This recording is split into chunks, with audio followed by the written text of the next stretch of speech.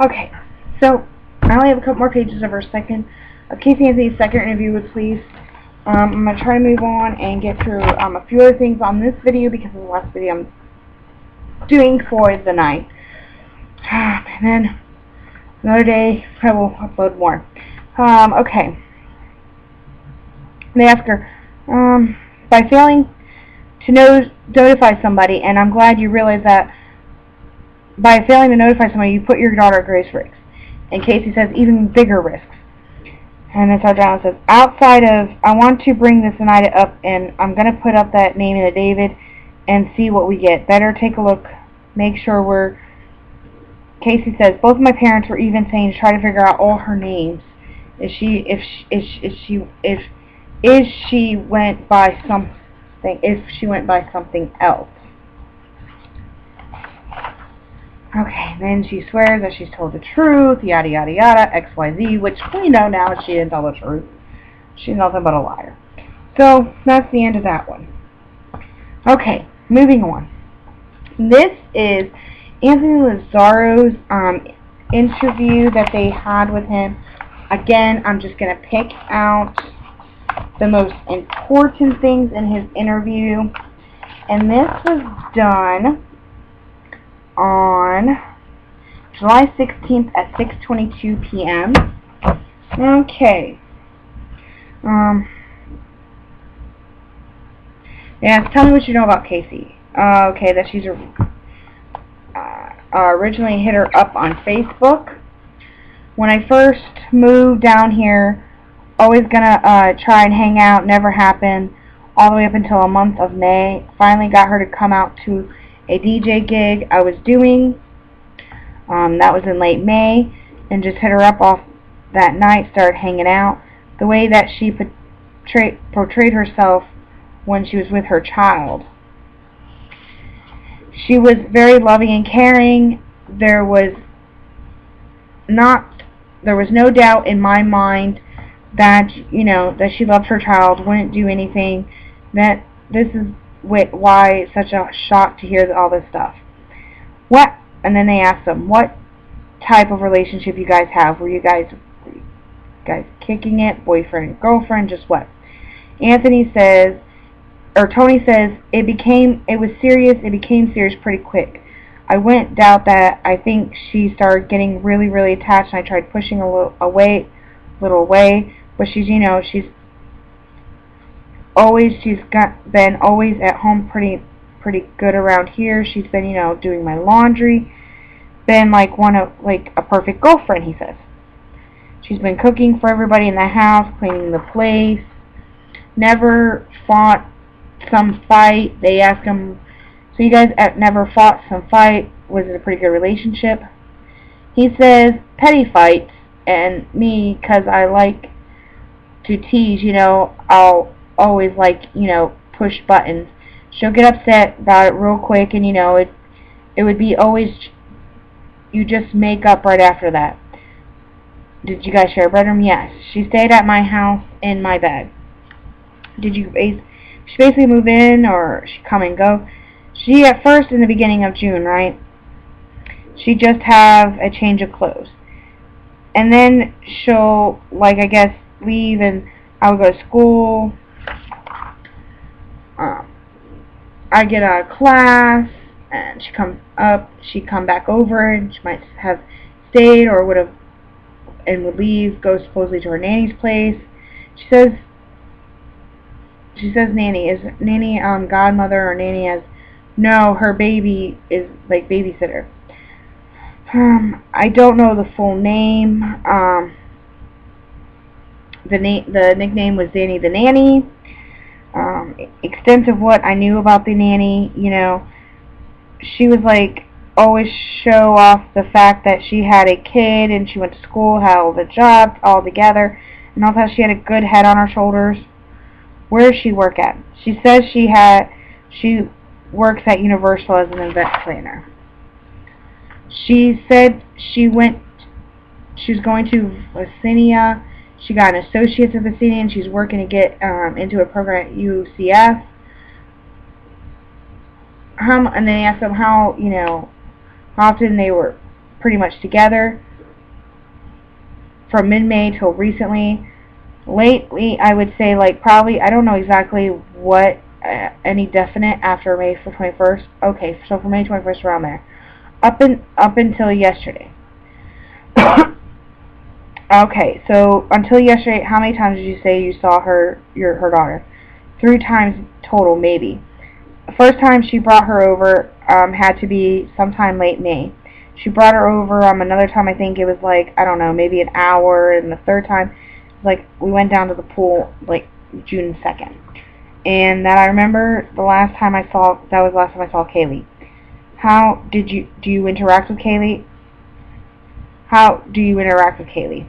I used to work at a camp as a camp counselor with little kids. I mean, I have a little sister and a bunch of them, not a bunch of little cousins. I like little kids. I got along with, she's a cute kid. The thing that scares me, the whole deal, is that she's very friendly with strangers. I remember being down by the pool, and the kid's been very outgoing, saying hello to everyone and say hello to everybody by the pool, like a social butterfly. Yes, very. Loves guys. I mean, she was funny. Casey and Kaylee, how they interact, was one of those mommy all the times. Was she, she was independent. And how did they interact with each other? They ask. Anthony says Kaylee is independent. She's like a cat. She has some kind of character to her, but I mean, she always want to be, she wanted to be with mom. And Kaylee wasn't upset when she called her? Right. Okay.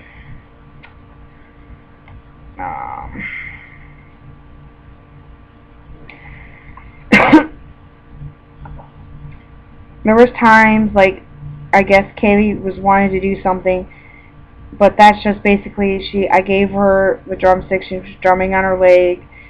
She said no, and obviously she got upset, and then they made up right after.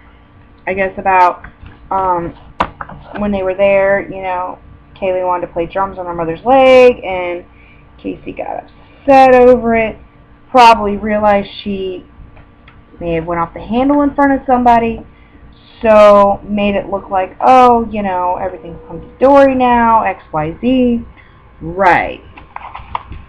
Okay.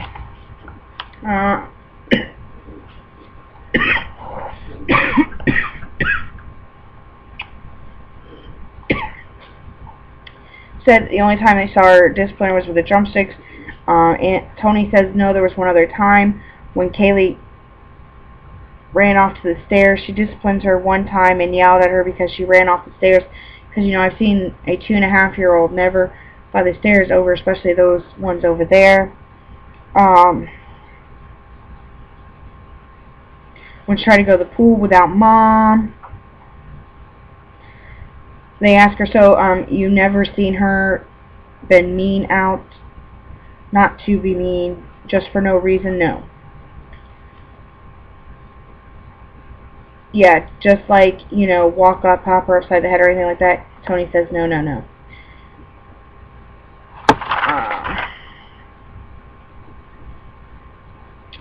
Okay, they said, reiterating the last time that Kaylee was over there was the pool.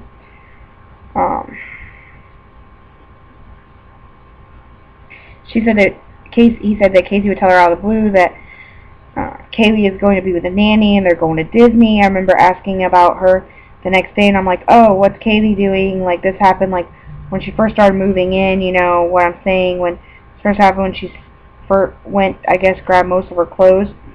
Basically, she told me that she went to Disney, and then the next day, she was like, oh, she's going to be in Disney. She's going to Disney again. I think, she got a weekend pass or something like that. I remember her telling me also next weekend or the weekend after that, she said they were going to go to Cocoa Beach. Then she kept saying that, oh, they're staying an extra day and they're going to stay another day, and this became I was a little, questioning, and like it felt weird that she would say that talk to Kaylee, or she was going to visit Kaylee all the time. I mean, how often would you see her? Would you see her, Casey? Would you see her every day? And he says, yeah, pretty much checked up here. He goes on to say, I won't be home. She'd already had been back with groceries, that she was doing errands or whatever. Now this month I've been getting. I can't understand whether this boy talks. Sorry. He leaves at school from 9 to 5. So that Casey would clean his house.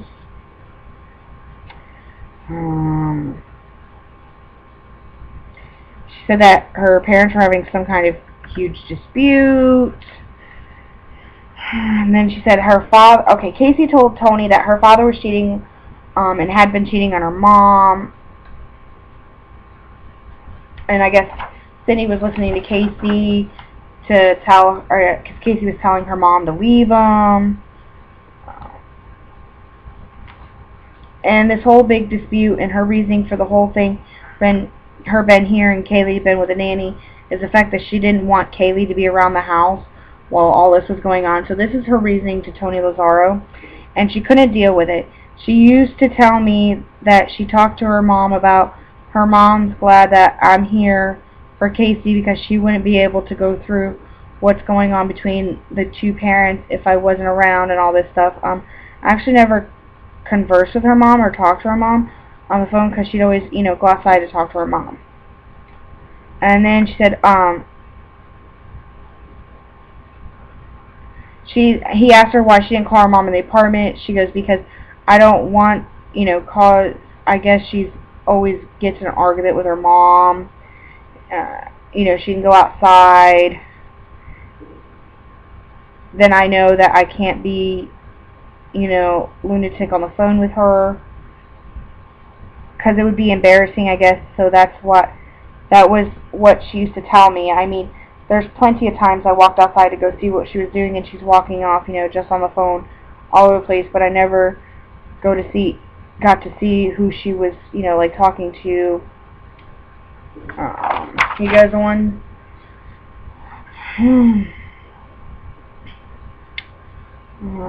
He said he didn't get a negative vibe.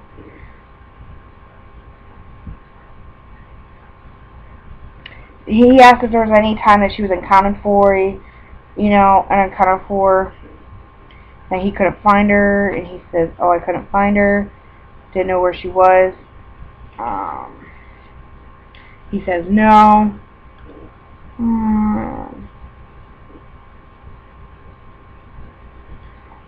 He talks about when he left for New York and came back. He'd fall asleep on the phone, and, she'd get mad if he didn't talk to her on the phone. And that he would get mad at her because he just wanted to pass out. She wanted to talk on the phone. They asked her, what types of drugs does she use? And he says the only drug that she used, and I wouldn't even say that, she definitely does it regular. I mean, I wouldn't really know, but doesn't seem like it is marijuana. And she says that she smokes weed, and that she likes to drink.